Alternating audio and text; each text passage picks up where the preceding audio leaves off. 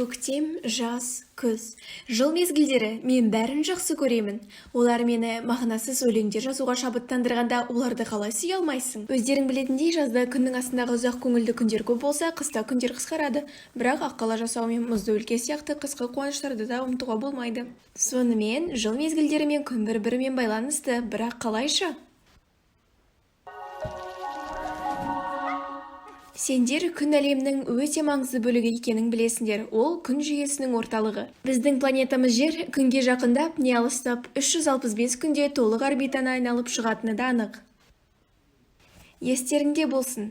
Жер өз орбитасын түзу күйде айналмайды. Ол өз өсі боймен, яғни көрінбейтін сызық боймен қисайып айналады. Жердің өз өсі боймен көлбеу жасауымен күнді айналып тұратын орбитасымен байланыстырсаңыз, жылдық циклдың бөліктерін аласыз.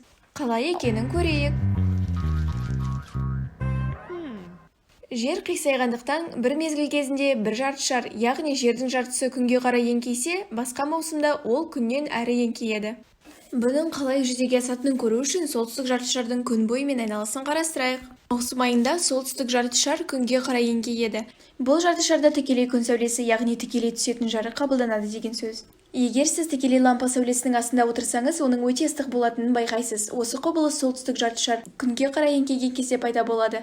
Сыртта күн жылынып, күндер ұзара бастайды.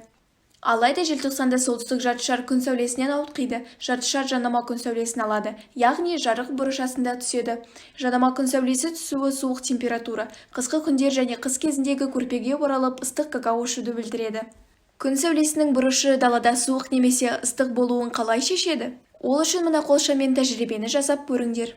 Қолшамдалы бөлмедегі шамдарды аздап күңгіртетіңдер. Егер сендер қолшамды қосып, оны тікелей үстелге бағыттасаңдар, кішкене жарқын қаныққан жарық шеңберін көресіңдер.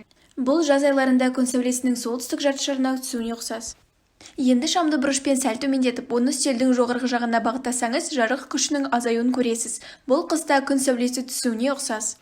Ал күзде және көктемде не болады? Жылдың осы уақыттарында солтүстік жартышар күнге қарай еңкеймейді де, одан ауытқымайды да. Осылайша бұл уақытта температура қалыпты, ол тым ыстық, не тым суық емес, өйткені бүкіл жер шарына күн сәулесінің бірдей мөлшері түседі. Енді күн сәулесінің мөлшері солтүстік жартышардағы жыл бойғы температураға қалай әсер ететінін көрейік. Бұл жылдық процесті график көмегімен оңай сипаттауға болады. Мына графикте Канададағы Торонто қаласындағы әр айдың орташа температурасы көрсетілген. Кестеге сәйкес, желтоқсан, қаңтар және ақпан айларында солтүстік жартышарда күн сәулесі тым аз түскенде температура төмен болатынын көреміз. Ал маусым, шілде және тамыз айларында жер өз өсі бойымен қисайған кезде Торонтода күн сәулесі тікелей түседі және температура әлде қайда жоғары болады. Мұнда бір нәрсе болып жатқандығының дәлелі бар және ол келесідей. Қазір сіздің қалаңыздағы жыл мезгілі тікелей күн сәулесінің түсуіне байланысты. Осылайша жыл мезгілі жердің өз орбитасы бойымен күнді айналған кезде өз өсі бойымен қисаюына байланысты. Бір жартышарда күн сәулесі көбірек түссе, жаз болады, температура жоғары, күндер ұзарып, түндер қысқарады. Ал жартышарға жанама жарық көп түскенде қыс болады, температура төмен, күндер қысқарып, түндер ұзағырақ болады. Енді сіздер жаздың, көктемнің, күздің және қыстың не үшін өзара ауысып тұратынын білесіңдер. Сау болыңдар!